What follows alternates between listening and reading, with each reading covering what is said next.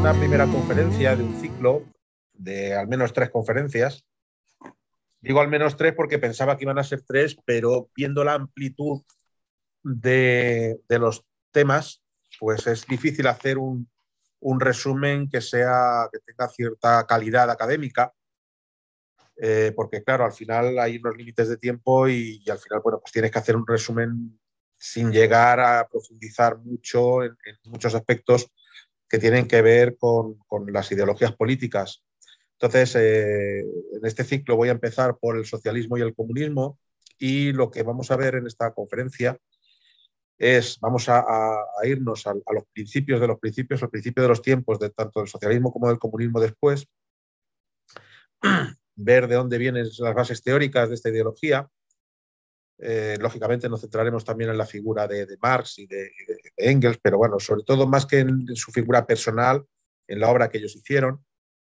Y después pasaré también a lo que es la parte ya del comunismo, de la Revolución Rusa.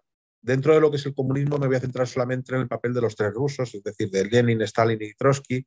Dejo el comunismo de Mao, no puedo entrar en el comunismo de Hispanoamérica, cubano, no puedo entrar en el comunismo de Corea del Norte y demás, por una razón de tiempo. Por eso digo que esto, pues al final, incluso el llevar 2 ideologías como es el socialismo y el comunismo, aunque sean primas hermanas y beban de las mismas fuentes filosóficas, lo cierto es que insisto, muy limitado y tengo el miedo de pecar de vacuo, precisamente porque el tema tiene una profundidad y una complejidad importante. De hecho, esta conferencia es una de las que más me ha costado preparar. Llevo más de un mes preparándola, he tenido que leer textos otra vez, el manifiesto comunista, que hacía tiempo que no me lo leía. Afortunadamente el manifiesto comunista pues es cortito y se lee rápido, pero por ejemplo el Capital es imposible, no me ha dado tiempo a leerme el Capital otra vez, entonces lo que he hecho ha sido leer algunos resúmenes acreditados. Y sí que he buceado también en otros manifiestos que ahora veremos en la conferencia y en algunos textos, y para sacar una serie de conclusiones que yo creo que bueno, pueden ser de interés. El objetivo después para ver la evolución de estas corrientes ideológicas es precisamente hacer una evaluación de qué es lo que tenemos hoy, fundamentalmente en Europa y particularmente en España. Y ver si efectivamente, o qué queda de ese socialismo y qué queda de ese comunismo. Y en esta evolución de 200 años, pues a analizar si sigue vigente ese mensaje iniciático que hizo Marx, o si el socialismo tiene ya que ir recogiendo nuevas bases ideológicas. En fin, analizaremos esto. Por supuesto, después dejaré tiempo para que los presentes puedan dar su opinión y para que puedan hacer las preguntas que consideréis. Penetrar en la maraña de significaciones que acompaña cada uno de los conceptos que designan a las grandes corrientes políticas contemporáneas, el conservadurismo, el liberalismo, el socialismo, el comunismo, el anarquismo, no es una empresa fácil. Cuanto más prestigiado o extendido es un término político, mayor también es el número de connotaciones que conlleva.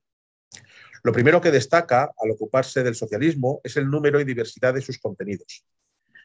Se han recopilado más de un centenar de posibles definiciones, muchas de ellas tan ambiguas como incompatibles entre sí, hasta el punto que no faltan los que prefieren emplear este término siempre en plural y hablar de los socialismos, para indicar que con el mismo vocablo se hace referencia a entidades con muy poca o ninguna relación entre sí. Un repaso exhaustivo de tan diferentes acepciones, además del poco interés que en muchos casos tendría, choca con la dificultad de no encontrar siempre un referente real para cada una de ellas, pues la mayoría se agotan en un discurso teórico sin arraigo en la sociedad. De ahí que tenga que establecer 2 premisas que conviene poner en el dintel. La primera es que a partir de la crítica del orden existente obliga a ofrecer alternativas. La preocupación teórica es un rasgo definitorio del pensamiento de izquierda. Y la segunda, que la historia del socialismo en buena medida es la de sus propuestas programáticas, es decir, es a través de los programas electorales y los programas de los diferentes ideólogos donde se puede extraer la base ideológica precisamente de esta ideología. El socialismo nace en el fragor revolucionario de los años 1789, con la Revolución Rusa, a 1799, en esa década, implícito en el afán de libertad, igualdad y fraternidad que la revolución exalta. A lo largo de todo el siglo XIX, los socialistas mantienen fija la mirada en este decenio hasta el punto que interpretan las distintas revoluciones vividas, la de 1830, la de 1848, la Comuna de 1871, incluso la Revolución Rusa de 1917, en base a esa propuesta social que germinó en la Revolución Francesa. El verdadero conflicto se revelaría entre la burguesía económicamente poderosa, grandes comerciantes, banqueros profesionales, liberales, y las masas populares urbanas compuestas por artesanos, menestrales, pequeños comerciantes, jornaleros, los llamados sans-culottes. El socialismo nace cuando el afán de edificar una sociedad igualitaria se convierte en un programa de aplicación inmediata. François-Noël Babeuf, en su Manifiesto de los plebeyos, proclama principios de neto sabor socialista, entre los que se incluye el limitar en unos casos el derecho de propiedad, en otros extenderlos a todos, como ocurre con la tierra, que habría que repartirla por igual. Babeuf es el primero en la edad contemporánea que organiza un grupo conspiratorio, aunque minoritario y fracasado, para hacer realidad estos principios. El socialismo se muestra así, por un lado, producto directo de la Revolución Francesa y, por otro, heredero directo del racionalismo y del espíritu democrático que ya había surgido, aunque de forma embrionaria, en la Ilustración. Por otro, reacciona ante esta misma revolución que 30 años después se reputa abortada. El socialismo surge así como una revolución, como una reacción revolucionaria a las consecuencias sociales de la llamada Revolución Industrial. Los primeros socialistas asumen la industrialización como un hecho tan nefasto a corto plazo como necesario a la larga, ya que, así como produce miseria y explotación para las nuevas masas urbanas, en cuanto se logre superar las relaciones capitalistas de producción, sustentará la base de un bienestar generalizado que permita el libre desenvolvimiento de cada individuo. Es hacia 1830 cuando aparece el término de socialismo que se vincula en Inglaterra al reformismo social de Robert Owen y a los saint-simonianos de Francia, los seguidores de Saint-Simon. En su origen, el socialismo es una creación anglo-francesa. Este doble origen lleva consigo desde un principio dos tipos de socialismo: el nuevo laborismo inglés y, desde el punto de vista francés, el socialismo renovado. Owen fue un empresario exitoso que hizo una considerable fortuna con su industria textil y en 1816 funda en Gran Bretaña la primera escuela para hijos de trabajadores. Reduce la jornada laboral de 10 horas y media y, sin desentenderse de la alimentación de sus empleados, centra sus esfuerzos en la lucha contra el alcoholismo, la primera gran plaga de la clase obrera. Owen, que se enfrentó a la opinión dominante de su tiempo, insiste en algo tan obvio como que no cabe la recuperación moral de la clase obrera sin condiciones dignas de vida, que incluyen alimentación, vivienda, descanso y educación convenientes. Por ello, se considera el precursor de las reformas sociales más elementales y urgentes. Owen sugiere reformas sociales muy a ras de suelo, pero que trata de llevar a cabo en la medida de sus fuerzas propuestas que suponen la humanización de las relaciones laborales. Fue el propulsor del movimiento sindical, al cual vinculaba cooperativas de producción y bancos obreros que no pudieron cuajar en época tan temprana, dada la hostilidad frontal de los patronos y la persecución implacable de las instituciones públicas. Destacó a su vez por su oposición al uso de cualquier tipo de violencia, a la vez que por la desconfianza que tenía hacia la politización de la lucha obrera. Por su parte, Henri de Saint-Simon le cabe el doble honor de haber sido el primero que planteó la necesidad de una ciencia de la sociedad que su secretario, Auguste Comte, llamó después sociología. De hecho, Auguste Comte, como Saint-Simon, como Émile Durkheim y Max Weber, esos cuatro son los que se denominan los cuatro padres fundadores de la sociología. Como decía, Comte había sido el primero de los creadores que se conoció como socialismo. En el origen de esta importante contribución teórica puede colocarse una intuición básica: la mutua influencia del desarrollo científico y el político. Se impone una reorganización sistemática de los saberes científicos que han de servir de fundamento al nuevo orden social. Es decir, se inicia un método científico de las ciencias sociales. Mérito indiscutible de Saint-Simon es haber puesto de relieve el común origen de la sociología y del socialismo como las dos respuestas que surgen en Europa a la crisis permanente que lleva consigo el despliegue del capitalismo industrial. Para una convivencia armónica, además de conocimientos científicos, se requieren principios morales, Y esto es lo que da sentido precisamente al concepto de ciencias sociales. Entraré ahora en dividir en etapas la evolución del socialismo. La etapa fundacional del socialismo puede datarse entre 1830 y la puesta en marcha de la Primera Internacional de 1864. Es una etapa que toda ella gira en torno a la fracasada Revolución de 1848 y que se caracteriza por ser todavía una idea a la búsqueda de una clase en formación, el proletariado industrial. Es la etapa de invención teórica del socialismo por intelectuales desclasados o artesanos autodidactas ansiosos del saber y de libertad. Entre los primeros descuella Karl Marx y entre los segundos Pierre-Joseph Proudhon. Marx separa nítidamente la sociología y el socialismo y propone un nuevo concepto de ciencia histórica, el llamado materialismo histórico, que se diferencia radicalmente de la concepción positivista de la ciencia que maneja la sociología. En la obra de Marx encontramos un pormenorizado análisis de la crisis económica, pero también ha contribuido a la elaboración de una teoría de la crisis social y de la crisis política. Existe un punto de convergencia entre Saint-Simon y Marx. En ambos, la crisis se considera un fenómeno propio de la transición de un orden social a otro, es decir, se enfoca desde una visión global de la historia. Pero aquí acaban las semejanzas. El materialismo histórico coloca el modo de producción con su correspondiente estructura social en la base sobre la que se levantaría el andamiaje cognoscitivo, social y político. Para Marx, el secreto último de la historia se revela en la base del modo de producción y las relaciones de producción. Lo que singulariza el pensamiento de Marx es su visión global de lo histórico, sin fraccionarlo en lo político, lo social y lo económico. Para Saint-Simon, las dos clases en litigio eran la parasitaria y la productora. Una vez eliminada la sociedad feudal, la nueva sociedad industrial se caracterizaría por la existencia de una sola clase, la de los productores, en la que se conseguiría un bienestar generalizado. Sin embargo, Marx lleva en su seno dos clases antagónicas, por dicho, la de los dueños del capital y la de los que únicamente pueden llevar al mercado su fuerza de trabajo.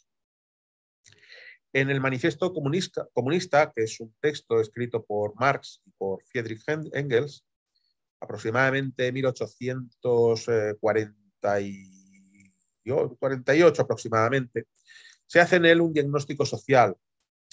La historia de las sociedades, dice, es la historia de la desigualdad de clases, opresores y oprimidos. La revolución industrial ha creado nuevas clases y nuevas formas de opresión. El carácter distintivo de nuestra época, de la época de la burguesía, es haber simplificado los antagonismos de clase, burguesía y proletariado. Y estas clases se conforman como clases enemigas. Para mantener la lucha de clases es necesaria la existencia de clases. Las clases son un constructo social resultado de la desigualdad en el acceso al capital y a los medios de producción. El ocaso de la sociedad feudal encontró en las colonizaciones de América, África y Asia un nuevo renacimiento de las prácticas feudales en las sociedades modernas, dando lugar a los nuevos burgueses que sustituyeron las manufacturas por industrias y los mercados crecían sin parar. La burguesía no solo se apoderó de los mercados y la industria, sino también del poder político, denuncia Marx. Para Marx, es el mercado creciente el que provoca el desarrollo de las nuevas formas de producir, nuevas formas de comunicación, el comercio o la navegación, y no al contrario. La burguesía ha suplantado cualquier relación romántica, altruista o benefactora entre los hombres y la ha sustituido por el mero pago al contado, haciendo egoísta a la persona. Para mantener la tasa de ganancia, no queda otro remedio que aumentar el grado de explotación, lo que, de ser así, necesariamente tendría que desembocar en una situación de crisis revolucionaria. Al ser el motor de producción la maximización de los beneficios, cada uno continuará produciendo más allá del punto en el que la capacidad social de pago pueda absorber las cantidades producidas. En vez de beneficios, se realizan pérdidas, produciendo, eso sí, lo que Marx llama el milagro de la superproducción y de la supermiseria. En un mundo en el que la inmensa mayoría les falta hasta lo más necesario, los mercados se ven saturados y hay que restringir la producción. Una segunda fase del socialismo transcurre entre la fundación de la Primera Internacional en 1864 y el estallido de la Primera Guerra Mundial en 1914, fecha en la que se desmorona la Segunda Internacional. La clase obrera, ya plenamente integrada, sucumbe ante la avalancha nacionalista y la conciencia nacional se revela mucho más fuerte y arraigada entre los trabajadores, mucho más que la conciencia de clase. Si la primera etapa se distingue por la riqueza de las ideas, la segunda se caracteriza por el arraigo social que logran estas ideas con el nacimiento y rápido desarrollo de los grandes partidos obreros. A la cabeza se encuentra el Partido Socialdemócrata Alemán. Es la etapa del enraizamiento social de un marxismo hegemónico en el norte y en el centro de Europa que llega hasta la lejana Rusia, mientras que en el sur, Francia, España, Italia, el anarquismo y el anarcosindicalismo desempeñan un papel más o menos hegemónico. Es también la fase en la que se afirman socialmente idearios socialistas competitivos del marxismo, como el fabianismo en Gran Bretaña, o surgen también revisionismos históricos de algunos de sus principales fundamentales, como la propuesta de Edward Bernstein. El estancamiento económico de la década de los 80 lleva al positivismo democrático más radical hasta las puertas del socialismo. Su conducto fue la Fabian Society, fundada en 1884, que reúne a intelectuales de clase media preocupados por la reconstrucción moral de la sociedad, confirmándose así otra vez el papel primordial de los intelectuales en la invención y difusión del socialismo. Los fabianos se mostraron especialmente críticos con el sistema capitalista que esperaban sustituir por uno colectivista, pero no por medios revolucionarios, sino por la evolución de la misma sociedad. Los fabianos confiaban en que en el conocimiento científico y en la persuasión eran las formas de hacer saber o de hacer efectivos sus resultados. Su mensaje iba dirigido a las élites intelectuales. Sidney Webb fue uno de los fabianos más representativos. Estos fabianos insertaron el socialismo en el interior de la democracia. En economía, el socialismo supone la administración colectiva de la renta y de los intereses, dejando al individuo tan solo los salarios de su trabajo. En política, el socialismo implica el control colectivo de los principales instrumentos de producción de riqueza. Y desde un punto de vista ético, el socialismo expresa el reconocimiento real de la fraternidad, la obligación universal del servicio personal y la subordinación de los objetivos individuales al bien común. Para conseguir esta progresiva colectivización de los medios de producción, los fabianos proponían la municipalización, el impuesto progresivo sobre los ingresos y la herencia y, fundamental en todo caso, el carácter gradual y democrático de la transición al socialismo. Para Edward Bernstein, por muy deseable que parezca el socialismo, en ningún modo es necesario que acontezca. El socialismo no es tanto un destino histórico ineludible, sino el resultado de la voluntad de una mayoría tras un largo proceso de reformas. Bernstein, a la manera de los fabianos, también concibe la democracia dentro de la práctica del Estado liberal de derecho. Es el régimen que garantiza los derechos del individuo y de las minorías y otorga el gobierno a aquellos que cuentan con el apoyo de la mayoría. Para Bernstein, la democracia no lleva a la desaparición del poder político como la interpretaba un socialismo demasiado teñido de anarquismo, sino es una forma de poder que se caracteriza porque tiende a la desaparición del poder de clase. El desarrollo de la democracia consiste en la eliminación progresiva de los caracteres de dominación clasista, pero no del poder en sí. La democracia es el medio para luchar por el socialismo y es la forma de realización del socialismo, definición que permanece aún viva en nuestros días. El revisionismo añadió una nueva escisión dentro del llamado socialismo autoritario, que es el llamado socialismo reformista. Si Edward Bernstein es el representante más conspicuo del socialismo reformista, Rosa Luxemburg lo es del socialismo revolucionario, y colocándose entre ambos se encontraría Karl Kautsky, el verdadero padre del socialismo en esta etapa. En tres cuestiones básicas se centra la difusión socialista en esta etapa: la vigencia o revisión del marxismo, el papel del imperialismo para explicar el reformismo y la actitud que habría que mantener ante el colonialismo, y en tercer lugar, la cuestión de la guerra imperialista y el internacionalismo pacifista obrero. La tercera etapa la constituye el periodo comprendido entre el comienzo de la Primera Guerra Mundial y el final de la Segunda. En ella adquiere perfil propio el socialismo democrático, en oposición al marxismo revolucionario que Lenin había desarrollado en la atrasada Rusia y que denominó comunismo. En 1919, la Tercera Internacional Comunista supuso la división del socialismo en dos bloques enemigos irreconciliables: el socialismo democrático y el comunismo leninista. La polémica central entre ambas corrientes gira en torno a la comprensión de la democracia. El leninismo se mueve entre la exaltación de la nueva democracia de clase y la pertinaz defensa de la dictadura del proletariado. Democracia es poder de clase, mientras que la dictadura proletaria propende a autoeliminarse, pues la esencia de la dictadura del proletariado consistiría en ser un poder de clase, cuyo ejercicio consiste justamente en la eliminación de las barreras de clase. De ahí su tendencia innata a suprimirse no solamente como poder de clase, sino como poder incluso. Lo que caracteriza a la nueva democracia obrera es haber superado la división de poderes, creando órganos obreros que son a la vez legislativos y ejecutivos. La democracia parlamentaria sería el distintivo de la sociedad burguesa. La clase obrera ha de empezar por establecer las nuevas formas de democracia en forma de los denominados consejos obreros, que se diferencian de los parlamentos por acumular todos los poderes, así como por la forma de su elección. Este poder indivisible del proletariado acaba siendo monopolio exclusivo del partido que lo representa, que a su vez se concentra en la persona que encarna el partido.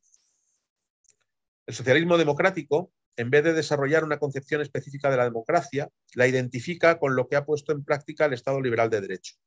Democracia supone, en primer lugar, una representación parlamentaria surgida de elecciones libres, generales y secretas entre alternativas distintas y reales. En segundo lugar, el gobierno de la mayoría y respeto de las minorías. En tercer lugar, respeto de los derechos fundamentales de la persona y protección de los individuos y de las minorías frente a la arbitrariedad del Estado. En cuarto lugar, la división de poderes y el desarrollo de una democracia económica y social que encaje con la economía política conseguida, último objetivo del socialismo democrático.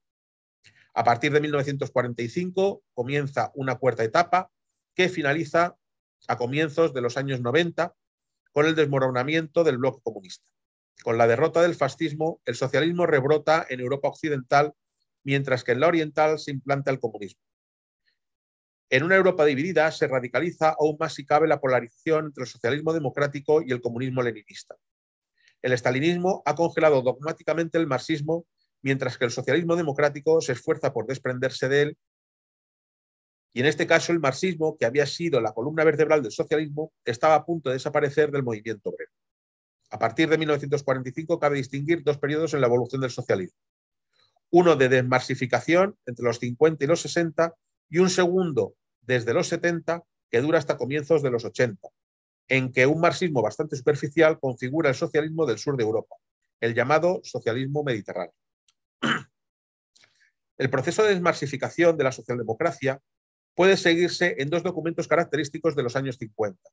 La Declaración de la Internacional Socialista sobre fines y tareas del socialismo democrático, aprobada en 1951, y el programa básico que se da el Partido Socialdemócrata Alemán en el Congreso de Bad Godesberg, que sirvió de referencia al socialismo español de Felipe González y del Congreso de Suresnes, así como del 28º Congreso del Partido Socialista Obrero Español. La referencia explícita al marxismo sostiene la distinción clásica entre capitalismo y socialismo. El tema crucial del capitalismo es el beneficio personal, el del socialismo la satisfacción de las necesidades humanas. Pasar de una economía capitalista dominada por el afán de lucro a una socialista en la que prevalecen los intereses de la comunidad solo resulta factible si se logra un control democrático efectivo de la economía.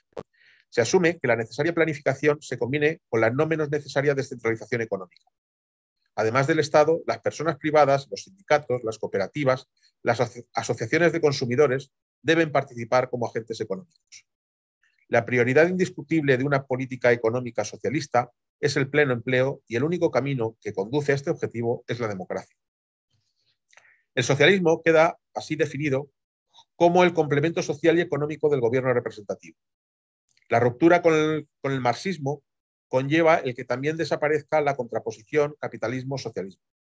Se reconoce que la realización de los valores de libertad y de justicia son compatibles con la propiedad privada y la economía de mercado.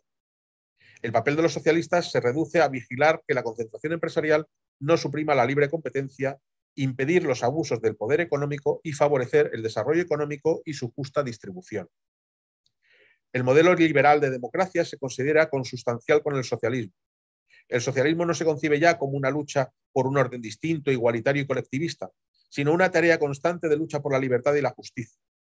Esta transformación ideológica coincide con una experiencia de gobierno en los países escandinavos, donde se reputa altamente exitosa. El socialismo democrático se revela como el gran impulsor del estado del bienestar. Pero el panorama económico internacional cambió. El creciente paro de los años 80 y 90 hasta estabilizar en niveles altos, convierte en quimérico el pleno empleo. La primera de las reivindicaciones del modelo socialdemócrata, a la vez que la crisis financiera del Estado obligó a un desmontaje progresivo del estado del bienestar en todos los países con democracias socialistas, supuso que, frente al modelo socialdemócrata del norte de Europa, que había acabado por disolverse en un liberalismo socialmente avanzado, emergiera desde comienzos de los 70 un modelo nuevo de socialismo en el sur de Europa, que tenía en Francia su eje central. Lo que identifica al socialismo francés renovado es una estrategia de ruptura con el capitalismo. Su deseo era construir una sociedad nueva que no respondiera a la lógica del capitalismo. Frente a la socialdemocracia del norte, el socialismo francés insistía en que era inevitable una ruptura para iniciar el camino de la transición. Era un socialismo que combinaba la acción estatal y la acción social. Las medidas de carácter estructural que se consideraron imprescindibles fueron, de un lado, la nacionalización. No solo la estatalización de los bancos, sino también aquellas empresas industriales que por su tamaño o posición ejercieran un poder excesivo. En segundo lugar, la reorganización social de la empresa, abriendo así una perspectiva realista para la autogestión. En tercer lugar, descentralización y democratización del aparato del Estado, para que cuanto mayor fuera el poder económico de la empresa, correspondiese un mayor control social. En cuarto lugar, una redefinición del papel del Estado en las relaciones económicas internacionales. Y por último, en quinto lugar, restablecer el pleno empleo, eliminando los obstáculos que se insertan únicamente en la lógica capitalista. La crisis del modelo socialdemócrata en los 70 se había puesto de manifiesto con la confluencia de la inflación y el paro, lo que se denomina esta inflación en términos económicos en el ámbito internacional.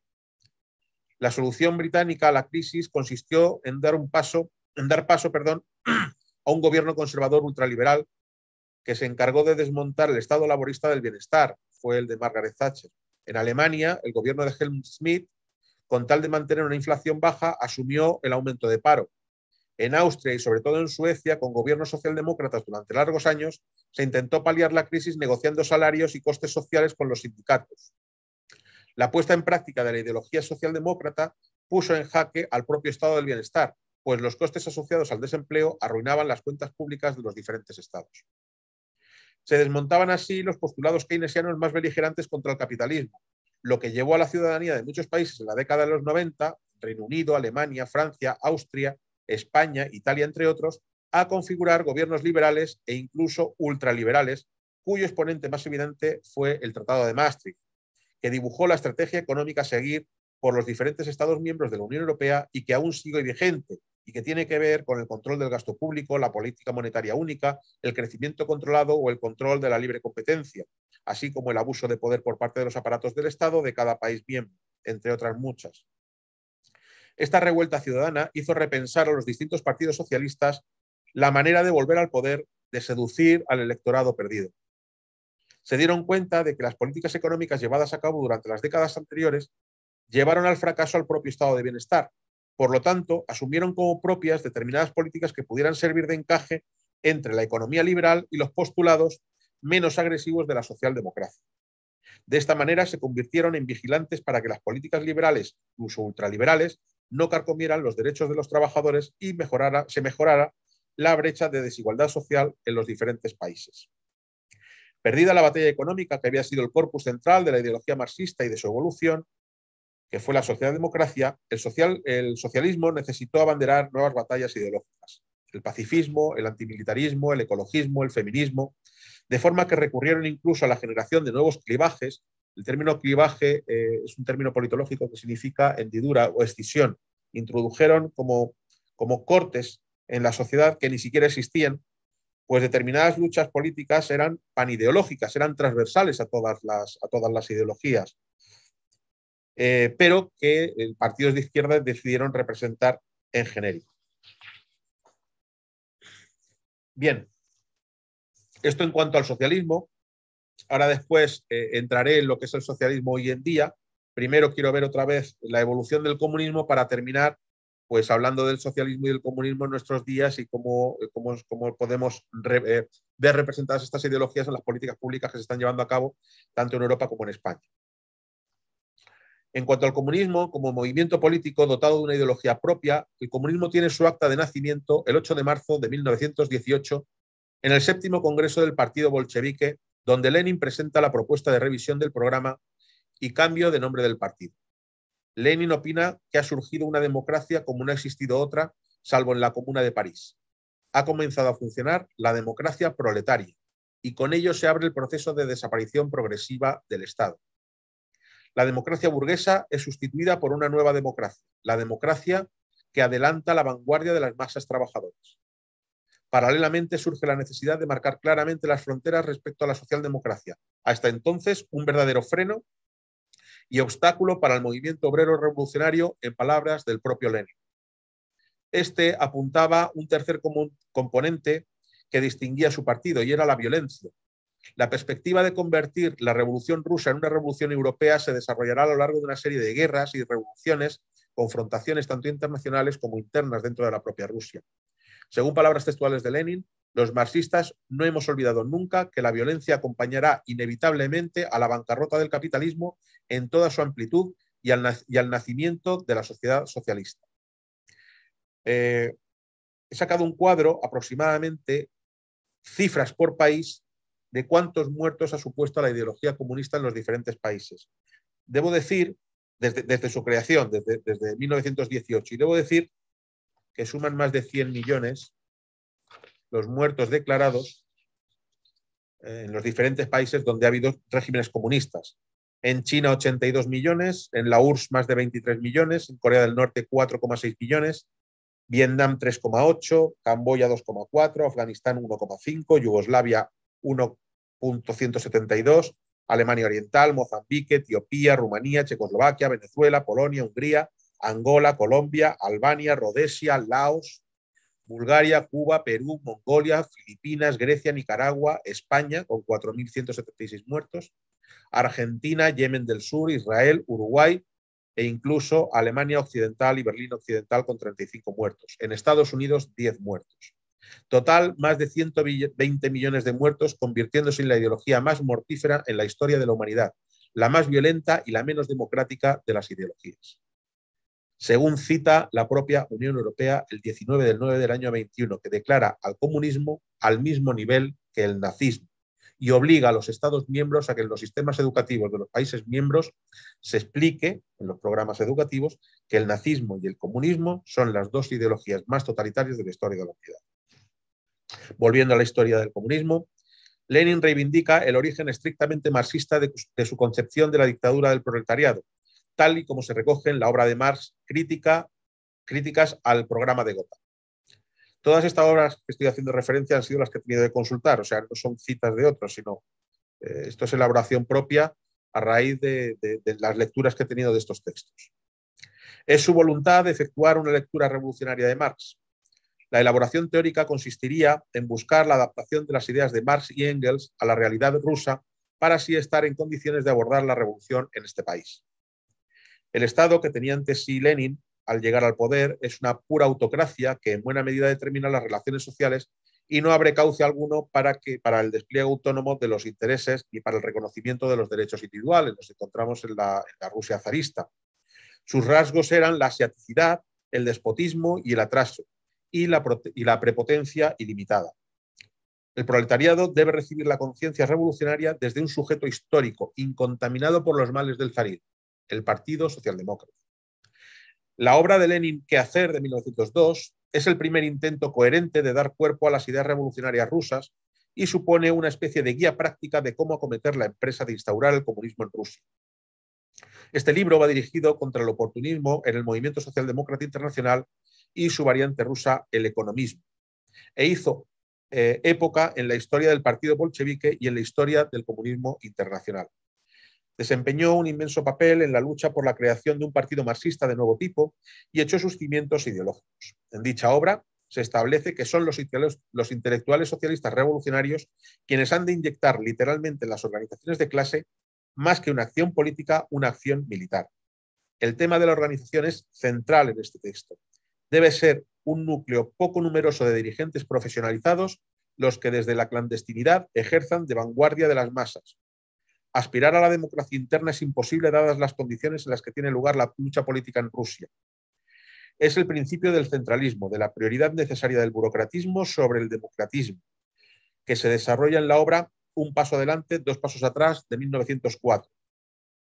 Mediante la organización rígida y disciplinada, se convierte la acción espontánea e inútil de la clase dominada en actuación militar guiada por su conciencia revolucionaria.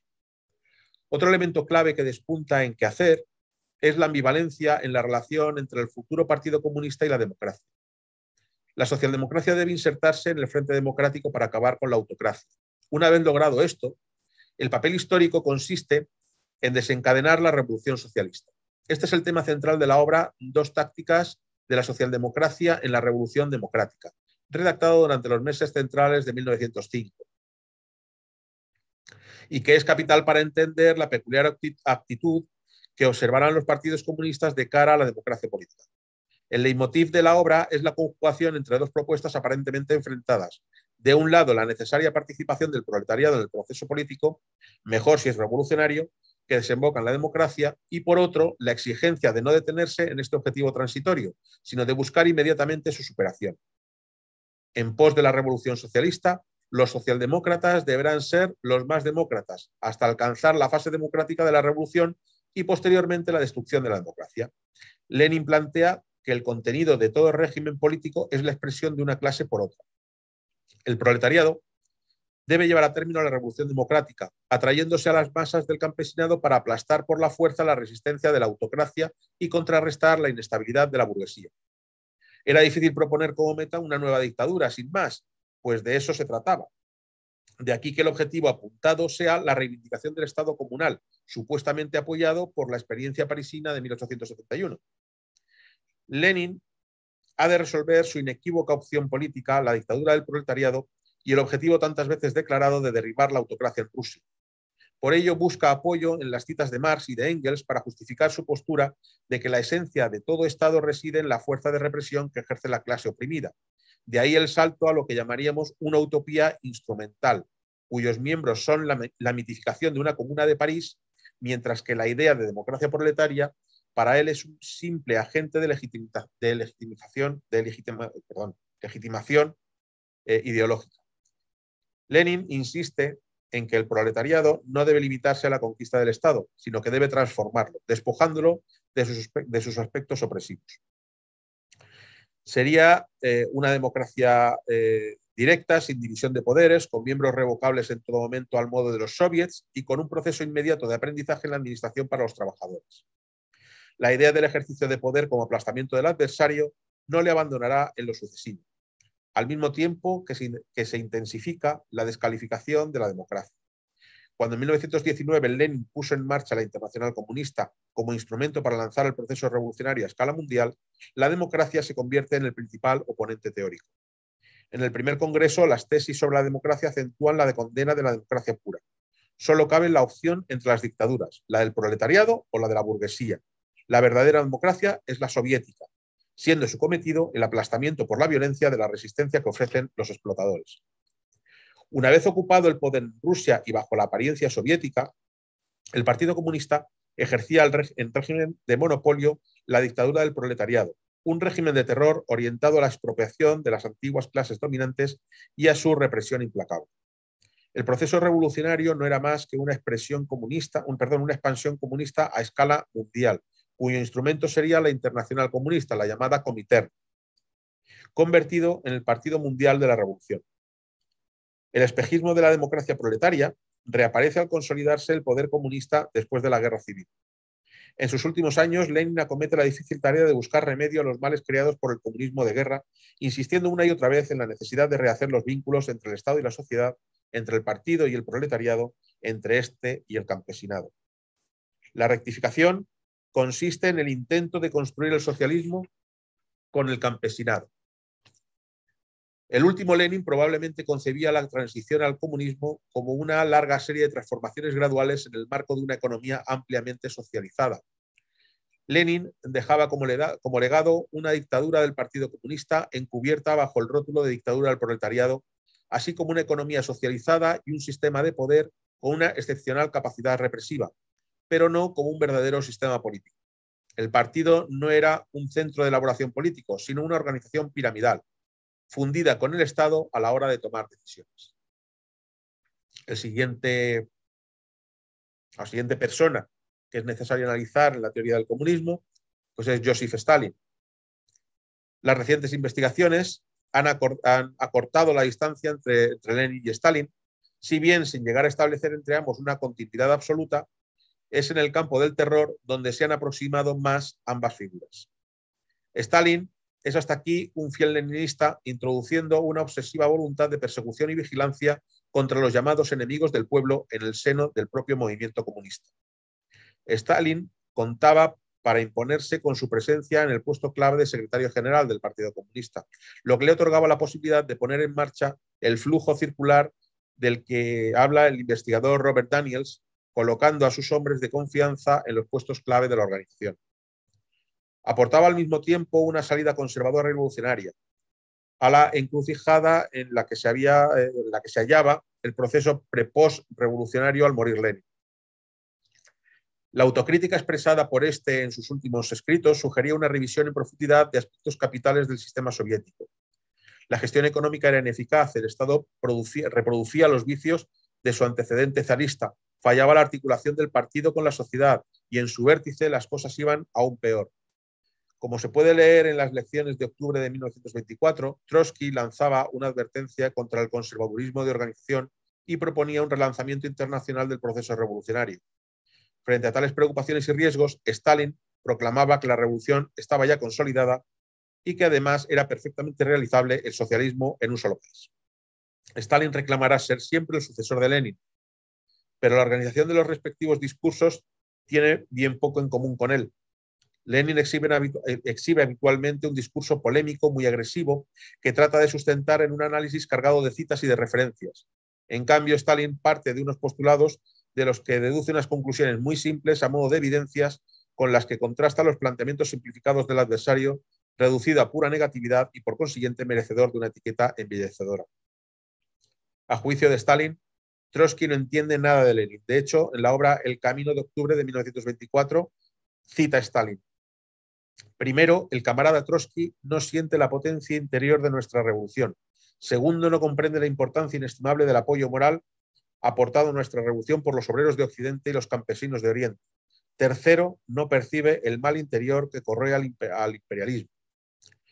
Para Lenin, la revolución es un proceso dinámico, lo cual exige un constante esfuerzo de revisión crítica por parte de quienes la dirigen, mientras que para Stalin se trata de partir de lo ya alcanzado y que no puede ser sometido a debate, y esta simplificación autoritaria del análisis que procede de Stalin del discurso religioso que lo endiosará. La sacralización del personaje de Stalin y de las ideas de Lenin se convierte ahora en pieza esencial para hacer inconmovible el poder de su sucesor autodesignado. Lenin se convierte en el escabel, sobre el cual se agiganta la estatura política de Stalin. Este pasa a ser el sumo sacerdote del marxismo-leninismo. La fórmula queda así definida: un líder, un partido, una línea general capaz de asegurar la victoria sobre el enemigo de clase y el avance hacia el socialismo. El sentido de avance es fundamental y lo justifica el determinismo histórico. También la confianza en la dudida infalibilidad del líder, que llegado el caso es el único recurso, la única huida hacia adelante para escapar de las dificultades que presenta la realidad. El contenido dictatorial de la política se agudiza al concebir esta como una guerra permanente en el terreno de la lucha de clases y como una persecución contra todo oponente real o imaginario. El recurso al vocabulario militar es constante en los textos políticos de Stalin. El partido es el instrumento para lograr la victoria. La misión del partido consiste en dominar todas las formas de lucha. Tanto la acción parlamentaria como la insurreccional son formas de lucha lícitas, irrecusables según las circunstancias. Palabras textuales de Stalin. El comunismo, en su versión staliniana, no será antidemocrático ni democrático, antifascista ni profascista. Su relativismo programático le autoriza para formar los frentes populares y para firmar el pacto con Hitler, siempre según la propia estimación de unas relaciones políticas cuyo contenido último es, en último estadio, la guerra. La sustitución de la dictadura del proletariado por la dictadura del partido es radical en el esquema staliniano. La lucha revolucionaria excluye la perspectiva de una acción espontánea del proletariado. Este requiere una forma de organización que determine el sentido de su acción. El estalinismo fue el punto de reunión de unas posiciones ideológicas y de una práctica política puestas al servicio del poder ilimitado de Stalin. Esto se justificó por ese determinismo histórico que hacía bajo su liderazgo inexorable la revolución comunista mundial. A pesar de los enormes costes humanos y políticos, el balance aparecía como positivo al llegar la muerte de Stalin. Incluso para sus adversarios, el comunismo soviético adquiría visos de eternidad, por contraste con la fragilidad de un mundo capitalista en pleno retroceso. Así, en su último ensayo, Los problemas económicos del socialismo, en la URSS, de 1952, Stalin lo constataba al felicitarse por el surgimiento de un segundo mercado mundial, el unido y poderoso campo socialista, opuesto al del capitalismo en declive progresivo. Y ahora entraremos a hablar de Trotsky, que a juicio de Lenin era quizás el hombre más capaz del Comité Central, si bien pecaba de exceso de seguridad. No fue una estimación errónea teniendo en cuenta la imprevisión con que se enfrentó a sus rivales en la dirección del partido, los cuales cumplieron perfectamente su papel de colaboradores para que Stalin procediera a eliminarlo.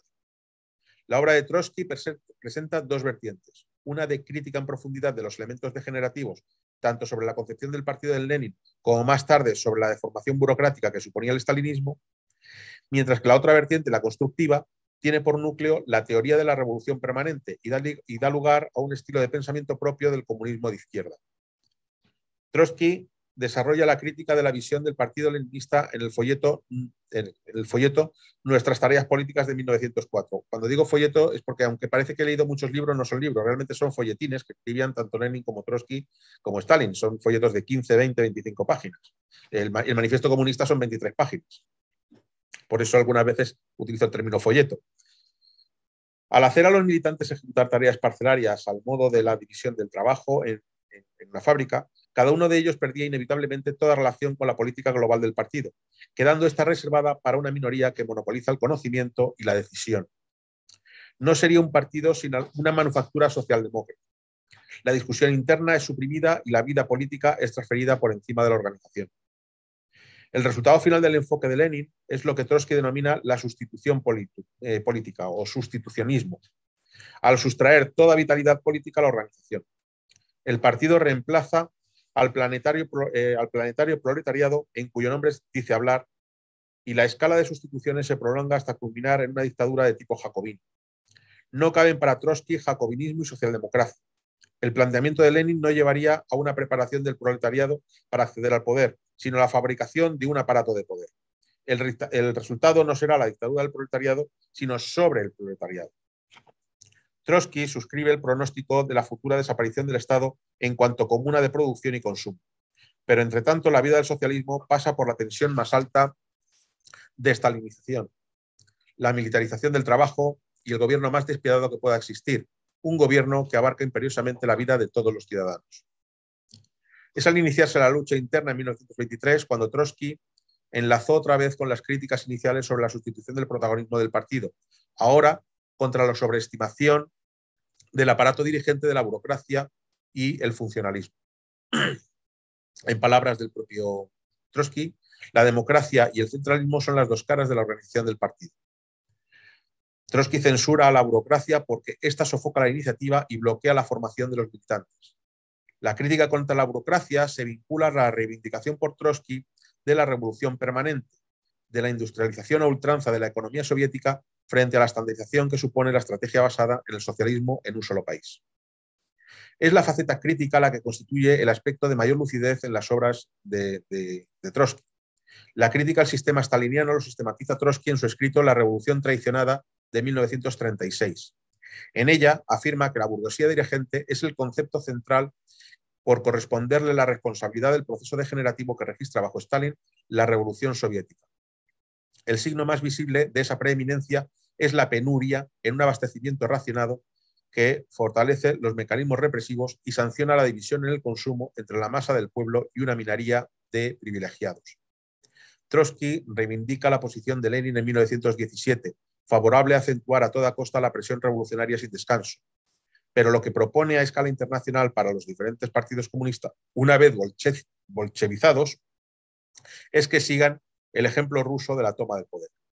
En la Revolución Permanente de 1930, la teoría del mismo nombre, la de la Revolución Permanente, se presenta ahora en oposición a la del socialismo en un solo país encerrada entre dos callejones sin salida, la imposibilidad de construir el socialismo de modo aislado y la renuncia al internacionalismo, que desemboca en un mesianismo nacional ruso. Y dicho esto, e insisto, obviando otros tipos de comunismo, como pudieran ser la revolución china de Mao o el ascenso al poder del comunismo en el sudeste asiático o en Corea del Norte, o la revolución cubana de Castro, porque la he obviado, entre otras cosas, porque la repercusión en los socialismos europeos y en el comunismo europeo proviene de las fuentes ideológicas del socialismo y del comunismo rusos o alemán. Por eso no he traído otros comunismos a esta conferencia. Bien, hablando ahora del socialismo y del comunismo en la actualidad, tenemos que advertir que los socialdemócratas están gobernando en una buena cantidad de países. En algunos de ellos, como en los escandinavos, se trata de gobiernos incluso en minoría, dirigidos todos ellos por mujeres jóvenes, lo que constituye una novedad para algunos esperanzadora, pero para otros tiene ciertos tintes de temeridad. En Alemania hay un gobierno de coalición entre socialistas, verdes y liberales. En España gobierna el PSOE junto a lo que se viene a llamar la nueva izquierda. En Portugal el Partido Socialista no solo gobierna, sino que además ha fortalecido profundamente su impacto en el último proceso electoral. Y en todos estos casos el desafío principal sigue siendo el mismo: luchar contra lo que llama la izquierda la extrema derecha. En opinión de Martin Schulz, que es presidente de la Fundación Friedrich Ebert y fue expresidente del Parlamento Europeo y del Partido Socialdemócrata Alemán, una de las razones del ascenso de las extremas derechas se debe al fracaso relativo de algunas de las políticas adoptadas por los partidos socialistas y socialdemócratas. Si se observa el programa de algunas de las fuerzas de extrema derecha, uno encontrará que proponen una serie de medidas sociales que tienden a proteger a los ciudadanos comunes. La defensa del salario mínimo y el apoyo para el sustento familiar son buenos ejemplos de ello. Por supuesto, lo hacen de un modo completamente distinto a lo que plantea la izquierda, dado que apelan al nacionalismo e incluso enlazan con un patriotismo trasnochado y a posturas incluso discriminatorias y en algunos casos xenófobas. Sin embargo, con esta defensa de la gente común, mal llamada gente obrera, han logrado desarrollar un fuerte crecimiento, me refiero a la extrema derecha. Han logrado desarrollar un fuerte crecimiento político en muchos países de Europa, como en Polonia, Hungría, Italia, Suecia, Francia o España. ¿Y qué es lo que sucede con el espacio de la izquierda? Pues que mientras la derecha habla para los ciudadanos comunes directamente, en la izquierda se busca discutir todo. Se discute la política de identidad, discutimos las relaciones internacionales, discutimos de grandes temas globales, pero rara vez hablan del sentimiento de aquellas personas que luchan día a día por sobrellevar una vida difícil y dura. Para ser honesto, la izquierda está perdiendo el vínculo con las personas, mientras que los extremistas de derecha han conectado con ellas y han explotado sus sentimientos. Por lo tanto, el principal desafío de la izquierda, a mi modo de ver, es la de reconectar con esa porción de la ciudadanía que solía acompañar su proyecto y que ha virado a opciones asociadas al populismo de derecha. Deben escuchar con mayúsculas, sus frustraciones y sus necesidades y hacer viable que un programa político que atienda seriamente las preocupaciones de esa gente que desde la izquierda llaman trabajadora, a la que se sienten ligados. Creo que el éxito de la socialdemocracia europea pasa por enfocarse en ser un partido de izquierda tradicional socialdemócrata que defiende los intereses de los ciudadanos comunes, no de las clases trabajadoras. Trabajadores son todos. Los autónomos son trabajadores y no entrarían dentro de esa clasificación trasnochada que utiliza todavía la izquierda. A mí me gusta hablar más de ciudadanos comunes. Los socialistas y socialdemócratas tienen éxito cuando se centran sinceramente en los problemas reales de la ciudadanía. En el caso español, la coalición del gobierno salida de las urnas de 2019 obligó al PSOE a conseguir pactos de gobernabilidad que en periodo preelectoral aseguró que no iba a realizar y ha centrado sus políticas más visibles para los ciudadanos en aspectos que interesan poco o nada al ciudadano medio español.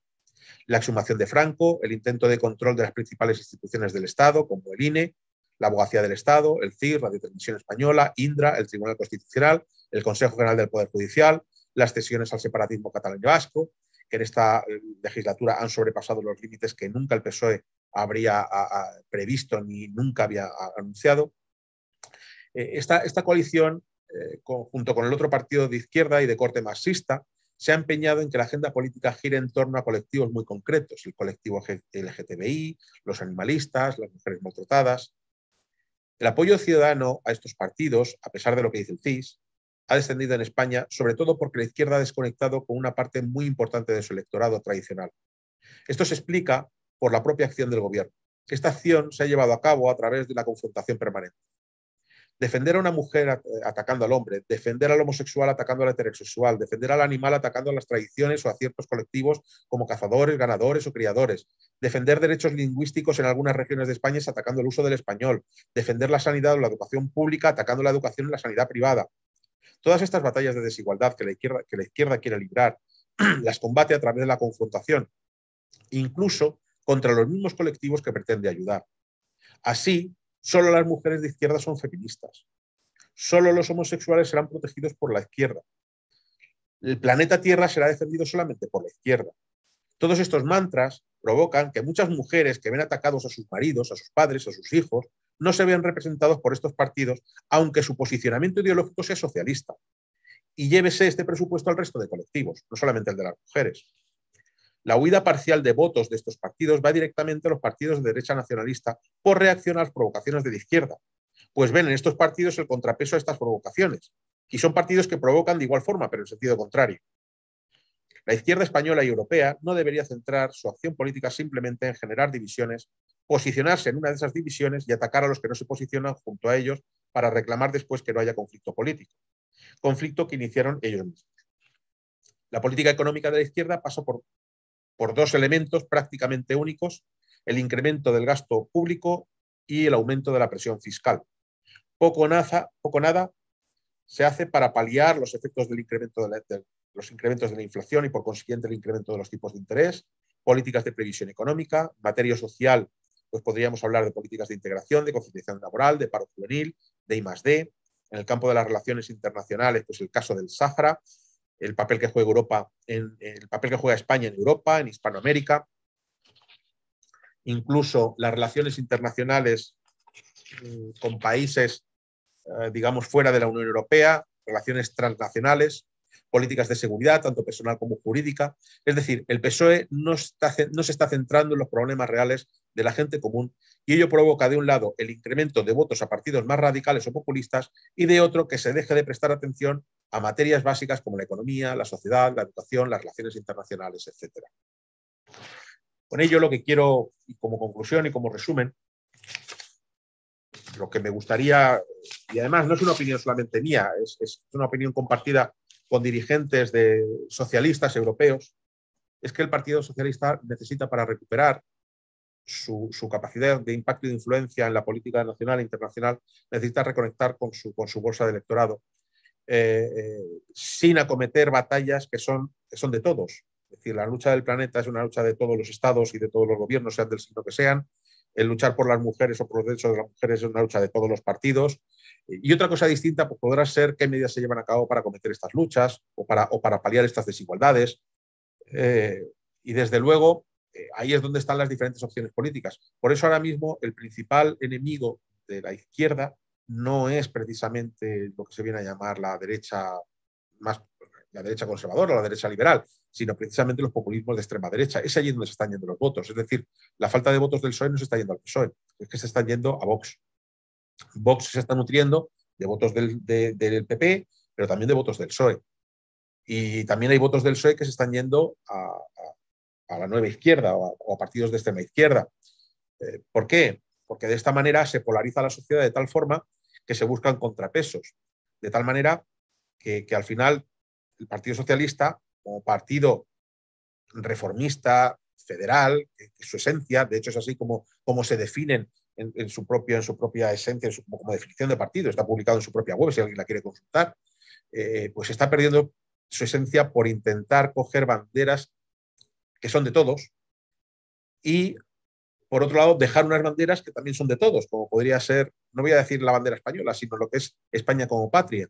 Pongo el ejemplo que ha sucedido hoy mismo, y es que Marruecos ha reclamado para sí las aguas territoriales que hay frente a Canarias, porque son, según ellos, son aguas territoriales del Sáhara, de tal manera que como Estados Unidos, España, pues han decidido que Marruecos se haga cargo no que se haga cargo del Sáhara, sino que el Sáhara es de Marruecos, lo cual es ilegal desde el punto de vista del derecho internacional público, porque la soberanía del Sáhara todavía es española, como ya dijimos en la conferencia anterior, aunque la potencia administradora sea Marruecos, reclaman para sí, como decía, las aguas territoriales del Sáhara.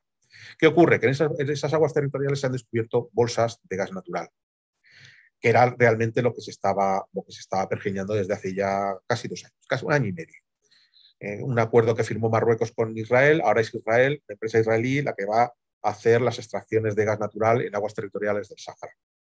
Por eso se reclamó hace unos meses también el control del tráfico aéreo sobre el Sáhara por parte de Marruecos. Bueno, el objetivo final era precisamente el conseguir las aguas territoriales del Sáhara, precisamente por las bolsas de gas que había. El Sáhara nunca ha sido tan interesante para ningún Estado como lo es ahora, precisamente por esas bolsas de gas natural que hay o en las aguas territoriales del Sáhara, aguas territoriales que legalmente, insisto, son de soberanía española.